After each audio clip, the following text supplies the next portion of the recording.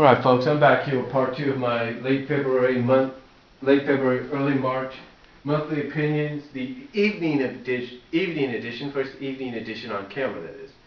But like I was saying at the end of part 1, you got all these things coming out, and to me it just makes, in my humble opinion, I think it's just going to make make sense that 250 might be it. I mean, I think, in my honest opinion, that everything you see going on right now, everything you see going on with 250 right now, or going into 250, I mean, you got bad things happening to the characters left and right. I mean, yeah, Ian Flynn told Game Boy Sage in an email, hey, don't worry, things are going to get a little better as time goes on. It's not going to be totally dark as you go forward. Yeah, I get that. I understand that. But here's the thing. Here's the thing that gets me, folks. Even though I can understand and respect that Ian is saying that and giving us some hope as fans, Ian Flynn's not going to come out and tell you the honest truth. I mean, with all the crap Archie Comics is going through right now with Ken Penders, this lawsuit within the company and all that, with all the crap they're going through, don't you think maybe they feel it's time to drop something? Now I know you're thinking, well, Brian, the comic's selling too well. There's no way they're going to drop it. Hey, people have said that about Ninja Turtles. What happened? Ninja Turtles got dropped, didn't it? And they thought that was going to last a long time, and they did their own little spin-off, their own little futuristic spin-off. And again, that got dropped.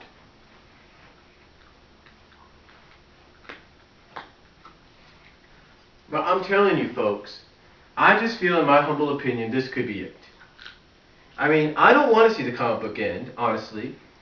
But when you go for 20 years, and you're a franchise deal, and you've had your partnership sort of severed, if you will, by somebody's lawsuit, to the point that you don't know who you could trust, even though it may look okay and everything, no one really knows what could happen. So I'm just, in my humble opinions, I feel 250 could be it. If they want to go to 275, maybe 300 and then end it, hey, I'm all for that. If you want to go another 2 years into 275, I'm all for that. If you want to go another 3 years into 300, hey, I'm all for that.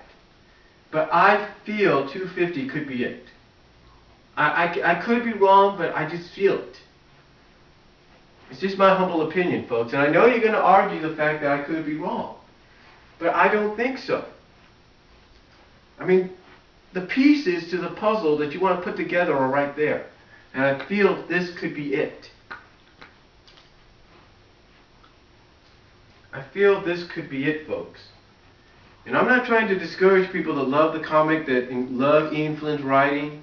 Hey, because look, I may not like what he's done to Sally. I may be kind of like, not really sure what he's doing with Antoine kind of deal. Is he's killing him off? Well, that would be a bad decision. Or he's going to make him have Cyborg. I don't know.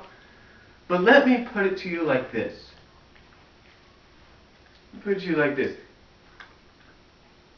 I feel that with everything going on with the characters, storyline-wise, story arc-wise, and whatever, in both comics, I feel this could be it. I just feel it. I feel it in my bones. And being a longtime fan for the past almost 20 years myself, I feel this could be it. And if you feel I'm wrong, hey, that's great. That's your humble opinion. You have a right to it. But I feel this could be it. And again, I'm not trying to knock Ian Flynn because potentially he's a great writer. There's no doubt about it. He could do great stories. He's proven that. But the thing is he not telling us something? Is he not telling us? You got to think to yourself, is he not telling us? And what's funny, and I mentioned this in one video, that someone mentioned that Sega's trying to clean up Sonic's image, and yet here you have the comic darkening it. Makes you wonder. Makes you wonder. But again, this is just my humble opinion that I feel. And if I'm wrong, hey, I thank God that I'll be wrong. But I don't know if I'm wrong or not. It's just my humble opinion.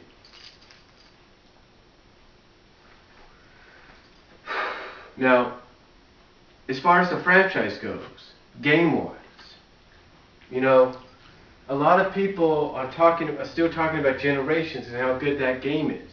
Hey, I like it. I beat the game. I just haven't really completed all its extra challenges and all that just yet. I'll probably do that in time. But to me, it still stands out as it's probably the best Sonic game they've had since Adventure. And that's saying something.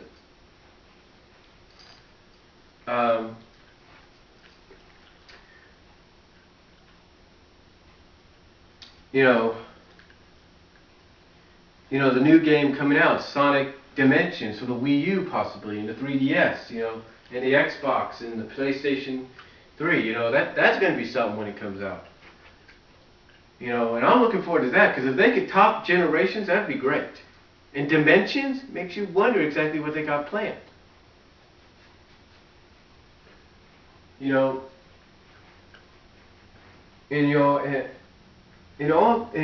episode 2 of Sonic the Hedgehog 4, I think it's going to be great because it brings Tails in again and brings Metal Sonic in. That's going to be something. It's going to be really something to watch.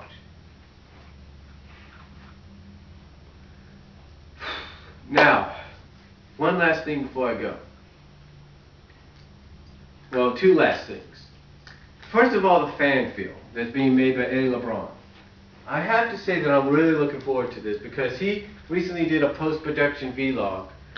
And from what I've seen, he's definitely getting the knack for 3D animation along with the other CGI animators down to a perfection. And I believe what we're going to see probably in the summer of this year, most likely, is going to be a 25 to 30 minute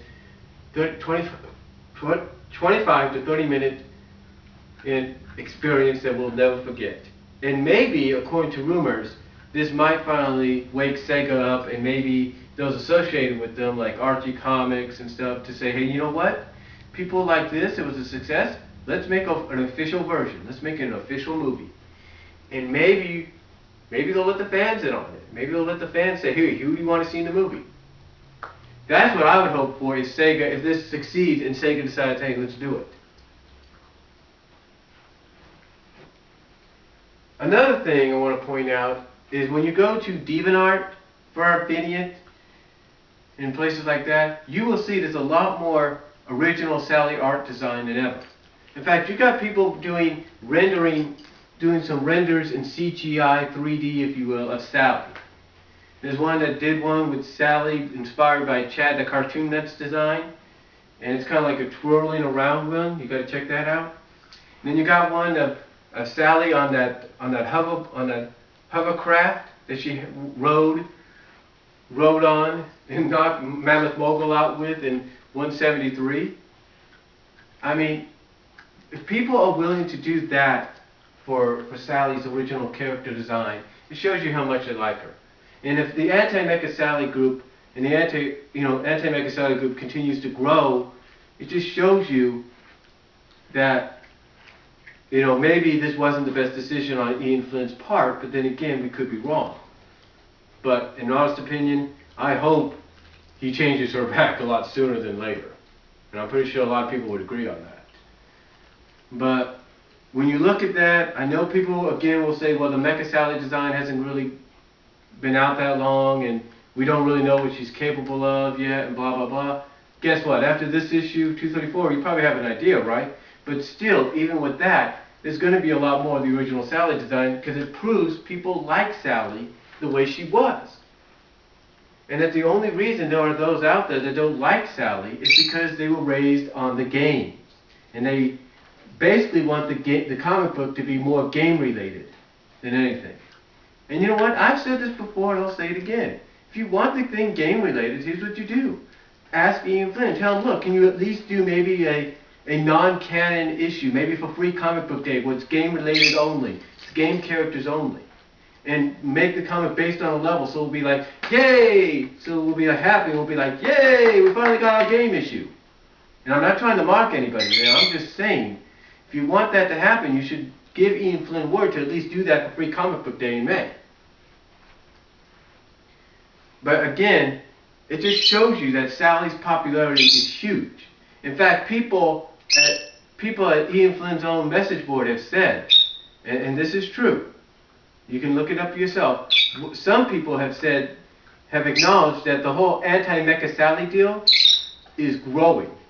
That the Sally support is growing, not just on his own forum, not just at the forums at Sonic Stadium and Sega, not just at the forums at Saturday Morning Sonic, not just at the forums at Saturday AM Sonic, but at places like DeviantArt, Perfidiant, and YouTube.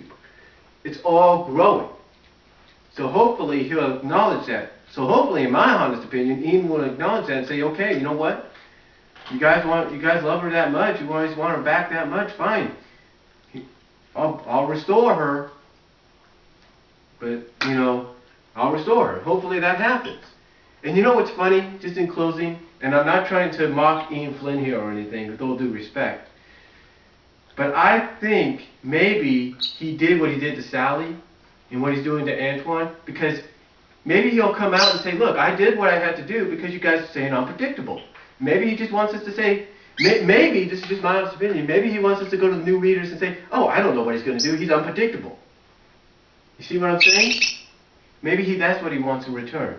But again, that's just my humble opinion. And that's what this is about, my opinion. So, I thank you all for watching. Sorry for the bird in the background. Thank you for watching this. Sorry it was in 2 parts. I wish I had the unlimited time limit, but I don't. So, comment down below, tell me what you guys think, and I'll talk to you later.